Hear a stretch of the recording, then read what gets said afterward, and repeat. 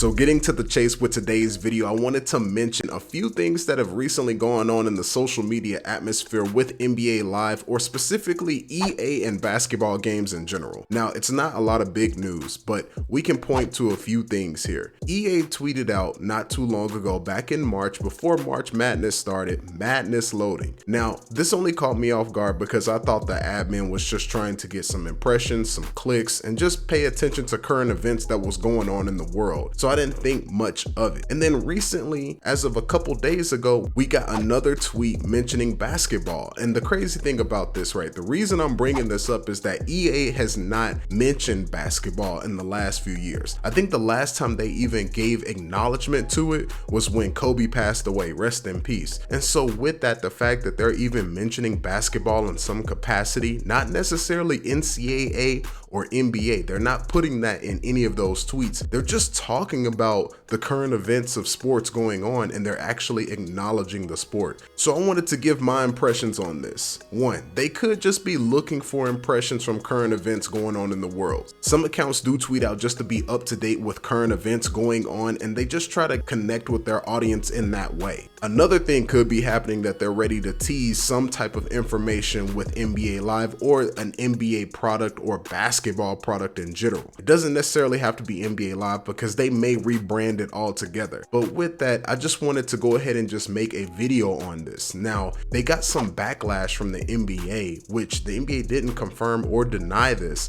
that they were trying to go free to play and it didn't work out. And that was one of the reasons they stepped away from the previous NBA Lives that probably would have dropped, i.e. 20, 21, 22, for example. And so now we're coming up on a new calendar year as far as the fiscal year, which I think it's already started in April actually. And so they're not going to do an EA play. That's one thing for sure. We know that's not happening. But if they keep hinting at stuff, we know PGA is delayed till 2023 of April. I think Need for Speed is dropping in the fall. And so that leaves some intrigue when it comes to another fall game, maybe potentially dropping for us, and it could be basketball. Now, my guess, I think they're not gonna drop anything till 2024. I know that may be harsh. I haven't heard anything about it, and it's already about to be May and we have no news on the upcoming title. That doesn't mean we won't get blitzed with information by June or July. Another guess I have is if the Western Conference and Eastern Conference finals start to happen and that Twitter account starts to ramp up a little bit more talking about basketball or NBA related things,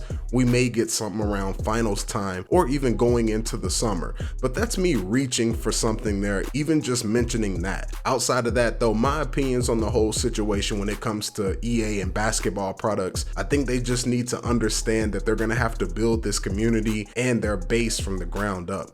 They pretty much alienated anybody who was interested in the game outside of a few people who are still playing it, like i.e. myself and the audience that watches my content. I think a lot of you still play the game, which if you do, you need to make sure to add your boy on Xbox. But I felt like the goal over the years was to go head to head with 2K. And at this point, 2K is a lifestyle. Like, you're not challenging that. People live for that game. They can do no wrong even if the game doesn't play well. So with that, man, if they do come back, I hope they focus on building around the gameplay and accessible features that weren't in the previous iterations of the game in the past. And also, I want to know from you guys in the comment section. They did mention in that post when they gave their exit to the community that they're going to be leaning more into the new generation of hardware and things of that nature. How would you feel if they only came back to release on PC, Series X, S, and PS5? I know that may alienate a large portion of their player base,